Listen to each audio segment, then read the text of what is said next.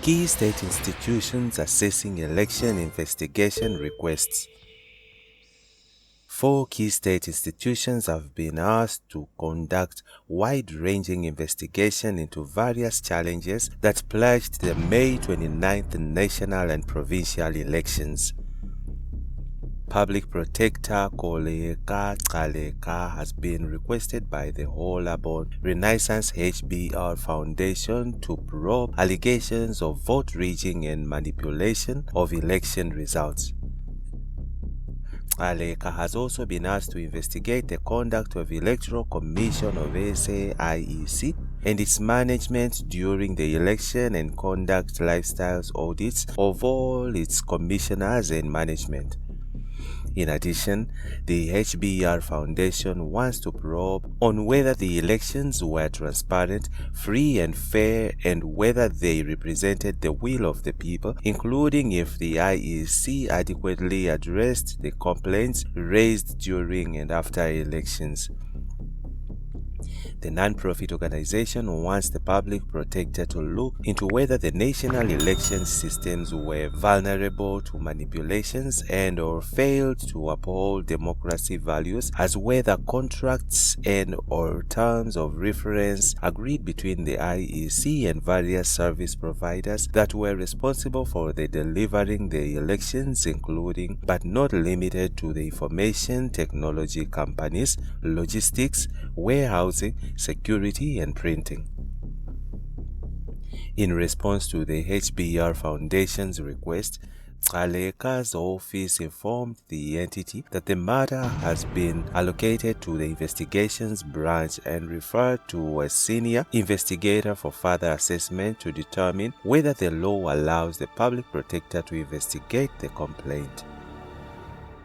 Your complaint will be assessed to determine whether the public protector has a mandate to investigate the allegations as contained in your complaint, reads correspondence from Gcaleka's office. Regulatory body, Independent Communications Authority of SA's ICASA's Chief Executive Tiamo Maluleka Disemelo is also reviewing a separate complaint by the HBR Foundation and is expected to advise on the way forward, according to the correspondence obtained by the Sunday Independent.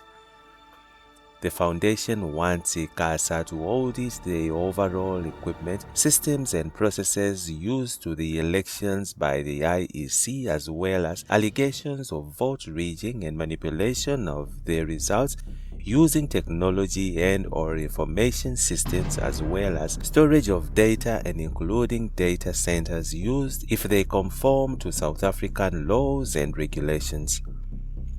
Additionally, ICASA must investigate the IEC platform, network and its security systems which are possibly non-compliant with the law, and all equipment used from voting system up to National Control Center on whether they are in compliance with the authorities' prescripts and whether they were used for their purpose intended. The IEC results dashboard crashed and was down for about 2 hours during the counting, and the HBR Foundation was also asked ICASA to probe whether the platform system functionality was secured and functioned for its intended purpose. From the State Security Agency, the Foundation has submitted a Promotion of Access to Information Act request for access to record, which include investigations books may have conducted into the May 29th polls and reports of the surveillance on the IEC officials and commissioners at all stages of the electoral process and all parties related to IEC, including contractors such as logistics, warehousing, and IT. According to the Foundation, it also wants access to possible reports on the communication of the IEC chairperson and or commissioners with other parties regarding elections and rigging and or manipulating results, and the communication of the executive management and or any other official with other parties regarding rigging and or manipulating results. Auditor General Sakani Maluleke's office was requested to audit the elections at all stages of the process, including companies hired to provide IT services, logistics, warehousing, security and printing and data capturing and auditing stages, and the auditing firms appointed to audit the elections. I have carefully considered the request in light of the applicable constitutional provisions and those set out in the Public Audit Act. Regrettably, interviewing in or auditing our country's elections processes and results does not fall within the scope of the work that my office is expected to deliver, Maluleke told the HBR Foundation last week. She said her mandate is to perform investigations and special audits in the public interest or upon receipt of a request or compliant, but that her discretion to perform these functions is informed by the constitutional and statutory provisions that govern her office's work. Hence, it was prudent to consider whether the request for an intervention and or audit of the 2024 general elections was within the ambit of the mandate and powers. In the meantime, public servants are warned: be loyal, non-partisan to GNU. The Public Service Commission (PSC) has urged government employees working in departments with ministers and their deputies from other political parties following the May 29th national and provincial elections to remain non-partisan and loyal. The PSC's call comes from President Cyril Ramaphosa's cabinet, includes the first two-day lekota of the Government of National Unity (GNU), which started yesterday Saturday at the Safako Makato President Guest House in Tshwane. The Cabinet Lekota is expected to adopt the GNU's Program of Action or Medium-Term Strategic Framework, which Ramaphosa will announce during the opening of Parliament on Thursday, July 18th. Despite the GNU's national executive being made up by several political parties, it has insisted that Ramaphosa and individual ministers are duty-bound to take to the cabinet issues of policy and significant decisions, such as decisions with financial consequences exceeding a department's approved budget, and any matter the cabinet has decided should be referred to it. The ANC, DA-IFP, Patriotic Alliance, Freedom Front Plus, United Democratic Movement, KOOD, and Al-Jamaa have been told failure to refer matters to the cabinet could undermine the validity of such a decision. The governing party lost significant support during the polls and was formed into the GNU with other political parties after it only managed to garner just over 40% of the electorate. This week, the PSC said the elections ushered in different governments with changed priorities and programs which may differ from previous regime. Public servants are nevertheless required to serve the elected government of the day in a dedicated, skillful, and professional manner in executing priority policies. Loyalty to the government of the day is a fundamental requirement for all public servants. In this regard, the PSC would like to caution public servants to maintain loyalty and support the new leadership, the Commission cautioned. The PSC added public servants ought to focus on moving forward and respecting the choices made by the citizens and supporting those elected into office in a non-partisan way. According to the Commission, the outcome of the past elections reminds the country that the weakening of government institutions can be ascribed to massive failures of integrity resulting in phenomena such as corruption, the looting of public resources, state capture, and poor service delivery.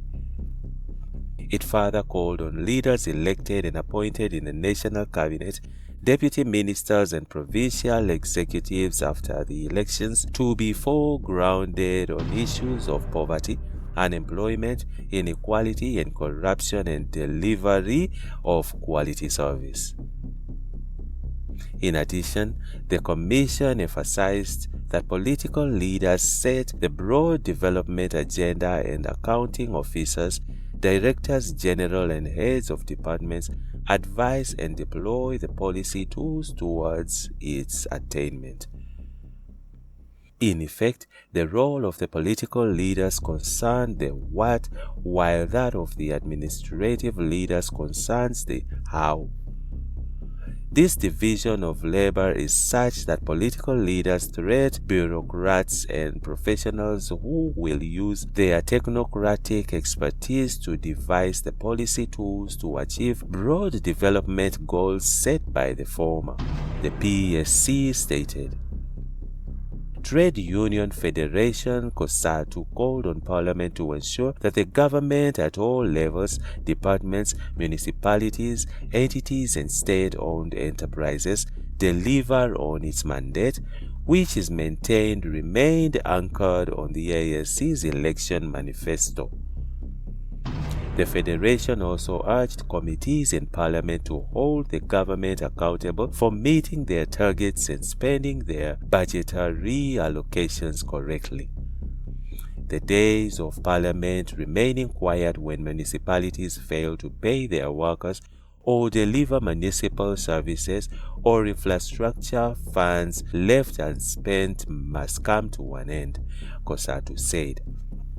Dr. Zizamele Makaza, chairman of the Pop Crew Group of Companies and the COSATU affiliates former president, has demanded a GNU-free and cadre deployment, which he said has been a disaster. Appointing public servants to positions of power primarily based on political affiliations has been detrimental to the country's attempts to create a functional government that serves to protect the interests of the people and the economy. The practice must be eliminated with immediate effect, he said. Ebekulu Makazi said even the recently promulgated National Health Insurance Act will require a competent and experienced guiding hand in the government. This means we urgently need an effective Department of Health headed by qualified medical experts and not cadre appointment politicians and bureaucrats who are under-equipped to address the country's complex healthcare needs, he explained. Marking the third anniversary of the start of the July 2021 unrest in KwaZulu-Natal and Gauteng, following the jailing of former President Jacob Zuma for contempt of court, GOOD Secretary General Brett Heron said as the GNU designs its governing plan for the next 5 years, the protection of whistleblowers must be a top priority in the fight against corruption and crime. He added that resourcing the criminal justice system must be prioritized so that justice can be seen to be done much more successfully and quickly. Additionally, Heron explained that whistleblowers are key in the fight against corruption, but the justice system places them at serious risk and continues to fail them when swift action is not taken after they have risked their jobs in safety by becoming forward, as the current law do not protect them. Minister in the presidency Kumbuzo Shabeni said she would not entertain talk of absence of the Agreement of National Health Insurance (NHI). The NHI is law in this country and there is agreement across everybody that there must be universal access to health in the country. It's the machinations of how we get there. We all agree that there must be an improvement in the health infrastructure. We need more health professionals so that even the rural areas can have access to those. So the work of universal access to health is ongoing and is part of the discussions we're going to have, she said. Saveni explained that the GNU would not be focusing on the economic growth just to grow the economy, but also to deal with the high cost of living that is affecting South Africans and reducing poverty meaningfully so that South Africans can have a prosperous future and present. She said the medium-term strategic framework would not be referred to as medium-term development plan and that the set of action would be guided by 9 priorities identified by political parties in the GNU. Some of the priorities include inclusive economic growth, job creation, water, electricity, and energy.